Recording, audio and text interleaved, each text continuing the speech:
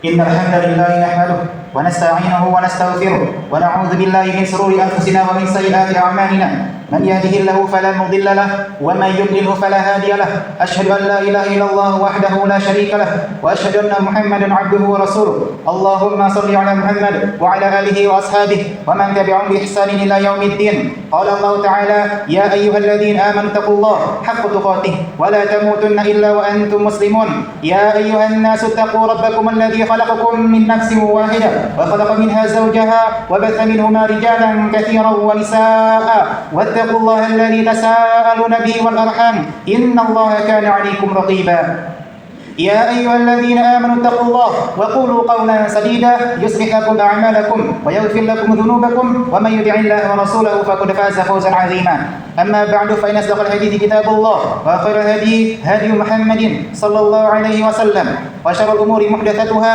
فإن كل محدثة بدعة وكل بدعة ضلالة وكل ضلالة في النار.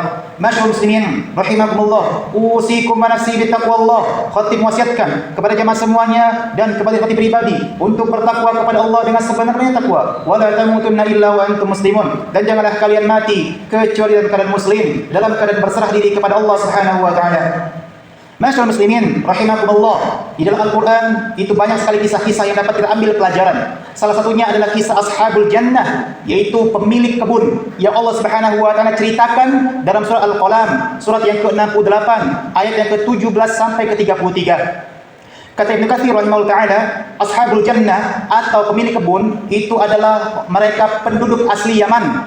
Dulu bapak mereka, kalau mereka itu sudah panen, bapaknya itu pasti mempunyai kebiasaan untuk mensedekahkan sebagian hartanya untuk fakir miskin. Tapi setelah bapaknya itu meninggal, anak-anaknya yang mewarisi, mereka mempunyai niat jahat. Apa niat jahat mereka? Yaitu mereka tidak mau mensedekahkan sebagian hartanya ketika mereka panen. Allah Subhanahu wa taala menyebutkan dalam surat Al-Qalam ayat ke-17 sampai ke-33, Allah berfirman, Inna balawnahum kama balawna ashabal jannah idh aqsamu la yasrimunnaha musbihin wa la yastathnun. Kata Allah Subhanahu wa taala, sungguh kami telah menguji mereka sebagaimana kami menguji mereka seperti ashabul jannah, yaitu pemilik kebun. Ashabul jannah tidak mau mensedekahkan hartanya ketika panen. Wa la yastathnun, dan mereka itu tidak menyebut nama Allah. Mereka tidak mau menyebutkan insya-Allah. Jelas, kalau kita bermaksiat kepada Allah, tidak akan pernah menyebut insya-Allah. Tidak mungkin kita ingin maling, saya ingin maling, insya-Allah, tidak akan pernah. Sama seperti itu juga, mereka punya niat jahat dan mereka tidak akan pernah menyebutkan insya-Allah. Kemudian Allah melanjutkan lagi dalam ayatnya, فَطَافَ عَلَيْهَا طَائِفٌ مِّن رَّبِّكَ وَهُمْ نَائِمُونَ فَأَصْبَحَتْ كَالصَّرِيمِ. Maka akibat dari mereka tidak mau mensedekahkan hartanya, ini belum mereka sedekah, belum mereka pelit tuh. Mereka belum melakukan pelit itu. Baru niat jahat untuk pelit. Apa kata Allah? Allah akan memberikan azab berupa kekeringan pada kebun-kebun mereka, berupa tidak jadi panen kebun mereka, hangus, ya, hitam semuanya, akibat mereka punya niat jahat atau niat buruk untuk tidak mensedekahkan hartanya. Kemudian fa asbahat kasarim, ya, gelap gulita, ya. Kemudian Allah Subhanahu wa taala menyebut lagi, fatanadaw musbihin an yghdu ala harthikum in kuntum sarimin fantalaqu wa hum yatakhafatun alla yadkhulannaha al-yawma alaykum miskin wa ghadaw ala hardin qadirin. Kata Allah, ya, menceritakan mereka itu, ya, tidur malam-malam. Mereka kemudian di pagi hari, ya, ingin bergegas, ya, sampai ke kebun mereka. Kemudian di antara mereka itu saling mengingatkan, ayo cepat kita pergi. Sebelum apa? Sebelum orang fakir miskin datang ke kebun mereka. Jadi saudara-saudara mereka saling mengingatkan, ayo cepat kita pergi sebelum kaum fakir miskin datang. Karena kebiasaan dulu orang-orang fakir miskin itu ketika melihat panen kebun mereka itu pasti mereka datang, tapi agak siang. Tapi mereka ashabul jannah tadi, ya, sengaja pergi pagi-pagi supaya kaum fakir miskin tidak datang, belum datang maksudnya. Sehingga mereka mengambil hasil panen tersebut, dapat semuanya pagi-pagi buta. Kemudian Allah Subhanahu wa taala menyebutkan lagi, "Falamma ra'awha qalu inna ladallun bal nahnu mahrumun." Ketika mereka sampai ke kebun mereka, yang mereka kira mereka hari ini panen, apa yang terjadi ketika mereka sampai ke kebun mereka? Mereka beranggap bahwasanya inna ladallun. Kayaknya kita ini tersesat deh.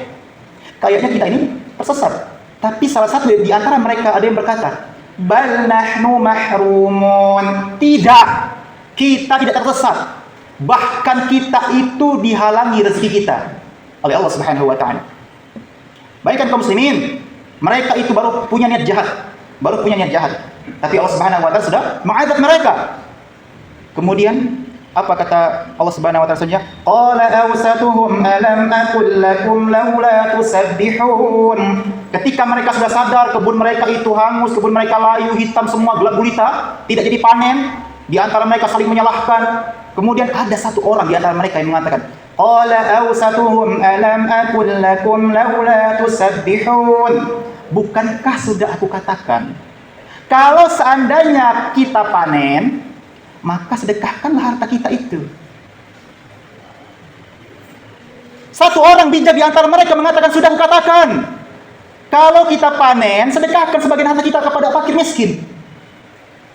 Sedekahkan. Kemudian Allah lanjutkan lagi. Qalu subhana rabbina inna kunna zalimin. Kemudian ketika mereka itu sadar mereka salah, kemudian mereka itu merasa diri dia itu gagal. Apa kata mereka? Sangat indah sekali perkataan mereka. Subhana rabbina inna kunna zalimin. Masih Engkau ya Allah, Tuhan kami, Rabbina, Tuhan kita. Masih Engkau ya Allah, inna kunna zalimin. Kami termasuk orang-orang yang zalim. Bayangkan kaum muslimin, mereka itu baru niat untuk pelit, baru niat. Belum pelitnya, baru niat. Allah azab mereka, Allah azab kebun mereka. Dan ending dari mereka apa? Mereka sadar. Mereka sadar bahwasanya mereka itu berbuat zalim, sadar mereka. Lalu bagaimana dengan kita?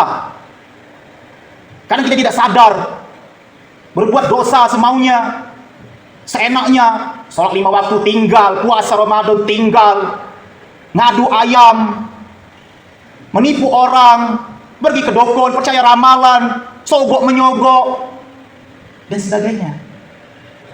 Kisah Ashabul Jannah ini baru niat pelit, baru niat. Itu jadi azab. Lalu bagaimana dengan kita? Azab apa yang kita dapat di akhirat nanti? Kemudian Allah mengatakan lagi, فَأَقْبَلَ بَعْضُهُمْ عَلَى بَعْضٍ يَتَلَاوَمُونَ قَالُوا يَا وَيْلَنَا إِنَّا كُنَّا طَاغِينَ عَسَى رَبُّنَا أَن يُبْدِلَنَا خَيْرًا مِنْهَا. Kemudian ketika mereka sadar mereka itu termasuk orang zalim, kemudian mereka saling menyalahkan. Kau sih, gara-gara kau. Kita jadi seperti ini gara-gara kau, saling menyalahkan. Dan mereka mengatakan, qalu inna kunna taghin. Mereka sadar juga bahwasanya mereka itu orang-orang yang melampaui batas. Baru niat pelit, mereka sadar mereka zalim, dan mereka sadar mereka itu melampaui batas. Baru niat, belum pelitnya.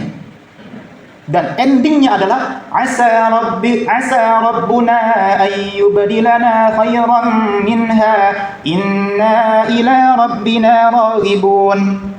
Kata mereka, semoga Tuhan kami menerima taubat kami, menerima ampunan kami, kemudian menggantikan sesuatu yang kami dapatkan ini dengan sesuatu yang lebih baik lagi daripada ini.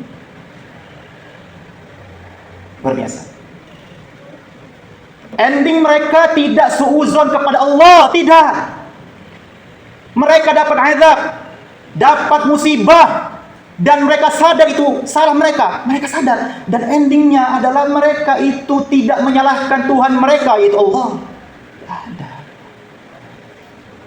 Luar biasa. Jadi kita sebagai muslim yang mengaku beriman, yang mengaku Tuhan kita Allah, tapi kita masih menyalahkan Allah. Bagaimana itu? Muslim apa? Menyalahkan Tuhan kita. Wah, Tuhan kita Allah tidak adil lah. Seperti ini Allah, kenapa aku seperti ini? Kenapa aku seperti itu? Tidak adil Allah. Dosa besar.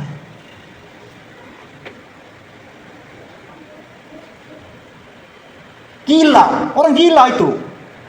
Tuhan kita disalahkan sendiri. Gila. Kemudian Allah mengatakan kadzalikal 'adzab wa la'adzabul akhirati akbar law kanu ya'lamun. Allah menceritakan itulah azab.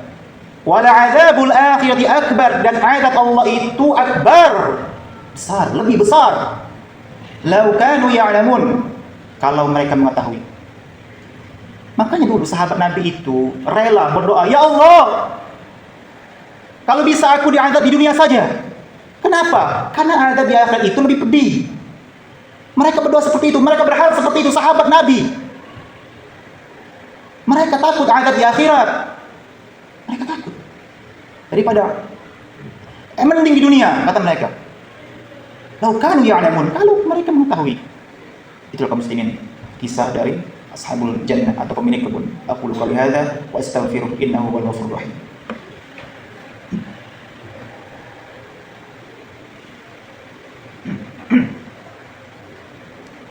Alhamdulillah hamdan katsiran thayyiban mubarakan fihi kama yuhibbu rabbuna wa yarda. Asyhadu an la ilaha illallah wahdahu la syarika lah wa asyhadu anna Muhammadan 'abduhu wa rasuluh.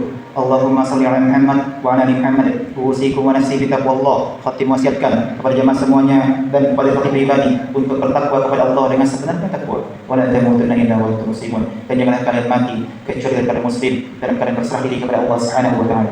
Masyaallah muslimin rahimakumullah. Pelajaran yang dapat kita ambil dari kisah ashabul jannah yang Allah sebutkan dalam surah Al-Qalam juz yang ke-29, surat yang ke-68, ayat yang ke-17 sampai ke-33. Apa yang kita dapat ambil hikmahnya? Yang pertama yaitu harta adalah ujian. Harta adalah ujian, bukan jaminan kebahagiaan. Kalau seandainya harta adalah sumber kebahagiaan, maka orang yang paling kaya adalah orang yang paling bahagia. Harta adalah ujian. Di sisi Allah, orang yang mempunyai harta mempunyai tanggungan. Apa tanggungannya? Sedekahkan itu harta. Pakai untuk ketaatan kepada Allah. Itu tanggungan mereka. Makanya dalam Islam itu adalah istilah zakat, ada istilah sedekah, ada istilah infak. Zakat dibagi jadi dua, zakat fitrah dan zakat mal. Zakat mal dibagi lagi, ada zakat emas, zakat perak, zakat peternakan, zakat pertanian, dan lain sebagainya. Silahkan dipelajari. Jadi zakat itu ada dua, zakat fitrah dan zakat mal. Silahkan dipelajari. Semuanya harus dikeluarkan kalau kita mampu. Harta adalah ujian. Kemudian pelajaran yang kedua adalah yaitu haram untuk kita kikir. Pelit itu diharamkan dalam Islam kalau kita sanggup. Kalau kita mampu untuk bersedekah, berinfak, maka kita diharamkan untuk pelit. Jangan sampai seperti sang pemilik kebun atau ashabul jannah. Kemudian, pelajaran yang selanjutnya yang kita dapat ambil adalah yaitu taubat akan selalu terbuka. Allah akan selalu menerima taubat kita kalau kita memang benar-benar kita bertaubat kepada Allah Subhanahu wa taala. Selagi nafas kita atau nyawa kita belum sampai ke kerongkongan, Allah pasti akan menerima taubat kita. Dengan catatan harus serius dalam bertaubat. Kemudian kalau kita mempunyai salah kepada manusia, minta maaf dulu. Tidak semudah yang kita kira. Kita minta maaf, kemudian kita itu diampunkan oleh Allah, belum tentu. Kalau kita punya salah dengan manusia, tidak cukup kita minta maaf. Oh, saya minta maaf ya, selesai. Tidak bisa. Kita butuh maaf dia. Kita butuh. Nggak bisa kita minta maaf selesai. Oh, saya sudah zinahi anak Anda ya. Oh, maaf ya, saya sudah zinahi anak Anda. Oh, nggak apa-apa. Apakah seperti itu? Tidak. Tidak semudah itu, Pak. Kita butuh maaf orang itu. Bukan hanya kita itu minta maaf, butuh maafnya. Itulah kenapa kita itu ketika kita bermasyarakat, dijaga mulut, jaga perilaku kita, terutama kepada tetangga kita. Tetangga kita adalah orang yang dekat dengan kita, dengan rumah kita. Ya, jangan sampai tetangga kita itu ya, tidak nyaman dengan kita. Seperti itu. Kita jaga perilaku kita sama manusia. Maka tadi Allah akan menerima taubat kita, menerima ampunan kita kalau kita itu Kalau kita punya salah dengan manusia, kita mendapatkan maaf dari orang tersebut. Maka dari itu di momen Ramadan ini, mari kita sama-sama untuk memperbaiki diri kita, memperbaiki ibadah kita, memperbaiki hubungan dengan orang-orang atau teman-teman kita dulu kita, perbaiki hubungannya, minta maaf dengan teman-teman kita, dengan ibu kita, bapak kita, teman-teman kita dan sebagainya. Kemudian perbaiki hubungan kita dengan Allah, karena Ramadan ini adalah momen di mana kita untuk memperbaiki diri, dan diharapkan setelah Ramadan kita itu keluar dalam keadaan bertakwa kepada Allah Subhanahu wa taala. Jangan lagi kita itu menyepelekan ibadah kepada Allah. Jangan lagi kita itu menyepelekan sholat. Jangan lagi menyepelekan ibadah yang lainnya. Sholat Jumat datang terlambat, apa yang kita dapat? Sholat Jumat Allah panggil, Allahu Akbar, hayya 'alas shalah, datang terlambat. Bagaimana? Di Ramadan ini setan itu diikat dengan makna dipersempit ruang geraknya untuk menggoda manusia. Tapi kita masih saja malas, masih saja tidak semangat. Padahal ini Ramadan. Bagaimana di luar Ramadan? Muslimin, pentingnya kita bertobat. Dosa-dosa kita itu adalah penghalang kita untuk beribadah kepada Allah Subhanahu wa taala. Allahumma shalli ala Muhammad wa ala ali Muhammad kama shallaita ala Ibrahim innaka Hamidum Majid. Wa barik ala Muhammad wa ala ali Muhammad kama barakta ala Ibrahim innaka Hamidum Majid. Allahumma ighfir lil mu'minina wal mu'minat wal muslimina wal muslimat al ahya'i minhum wal amwat innaka samii'un qaribun mujibud da'wat wa ya qadil hajat. Rabbana zalamna anfusana wa illam taghfir lana wa tarhamna lanakunanna minal khasirin. Rabbana hab lana min azwajina wa dhurriyyatina qurrata a'yun waj'alna lil muttaqina imama. Rabbana atina fid dunya hasanah wa fil akhirati hasanah wa qina adzaban nar. Walhamdulillahi rabbil alamin.